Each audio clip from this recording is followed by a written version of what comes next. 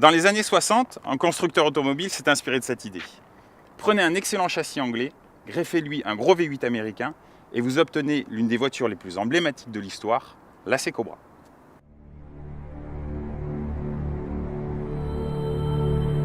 « 415 chevaux, 266 km/h et un 0 à 100 abattu en 4 secondes 2. «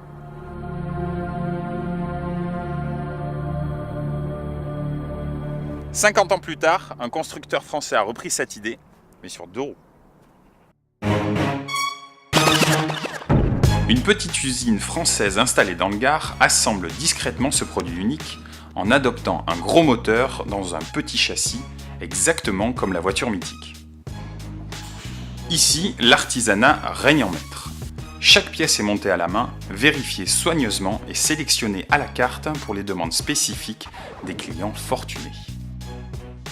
La pièce maîtresse, c'est ce bicylindre américain issu du fabricant S&S, historiquement dédié au dragster et développé à 75% pour les exigences du fabricant français. 2 énormes pistons et 1700 cm3 pour une puissance de 120 chevaux et un couple camionnesque de 17 m3. Comme chaque pièce du Navinton, la partie cycle est personnalisable à 100% parmi une palette infinie de pièces, de couleurs et de finitions. Une offre de luxe qui attire les clients aisés, comme notre célèbre basketteur national, Tony Parker. 4 mois de fabrication et au minimum 35 000 € plus tard, le résultat est à couper le souffle.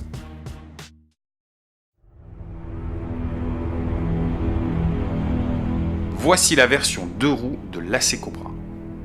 Tout a été pensé pour lui ressembler. De la taille et de la forme des phares, jusqu'au rapport poids-puissance prétendument identique. Absence totale d'électronique, y compris d'une injection moderne, et minimalisme omniprésent pour laisser le monstrueux moteur et sa sublime entrée d'air brevetée s'exprimer pleinement.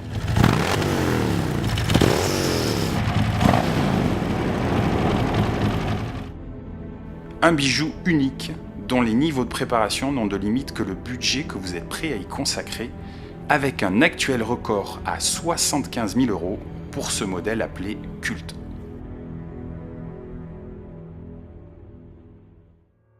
Du point de vue du style, on se rapproche bien du concept originel.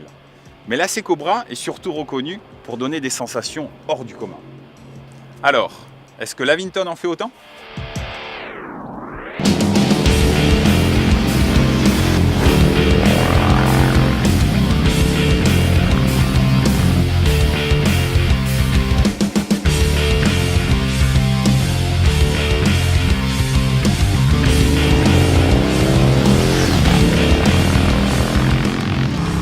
Alors effectivement, c'est gavé de couple.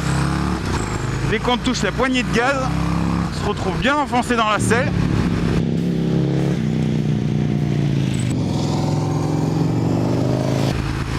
Alors, la plage d'utilisation elle n'est pas énorme, mais par contre ça tracte tout le temps. L'importance consacrée au moteur sur cette machine va au-delà de tout ce qui peut être essayé. On a l'impression que tout a été fait pour ne sentir que ça.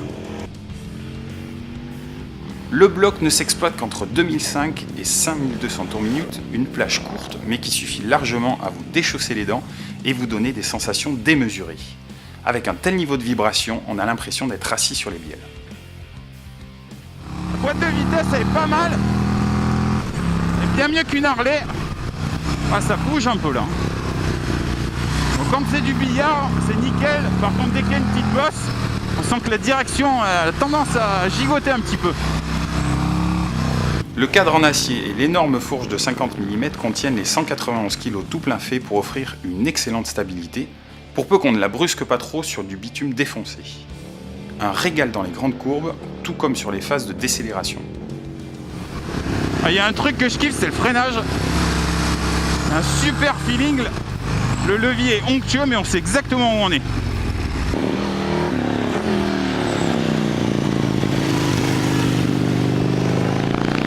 Mais malgré le freinage Béringer et la légion de belles pièces, une Navinton est une machine plus destinée à l'accélération pure qu'à la rsouille.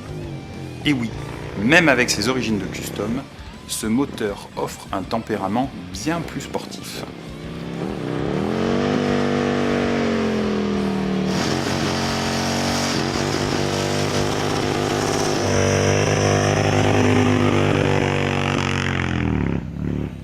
peut-elle laisser sur place la Cobra? Pour le savoir, 1000 mètres de la piste de décollage de l'aéroport du Castellet feront l'affaire.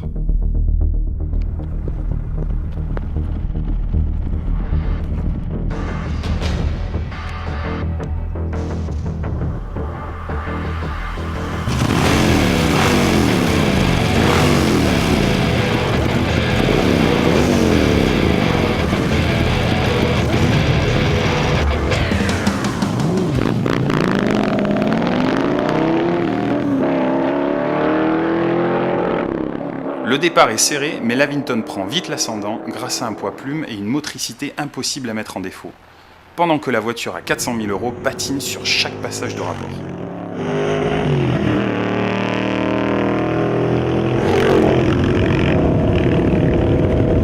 Et même si la Cobra rattrape peu à peu son retard, il lui faudrait 1000 mètres de plus pour déboîter la moto. Une victoire écrasante donc, mais qui ne changera rien à ce que la voiture possède et qui manque à toutes les Avington. Une selle passager, bordel!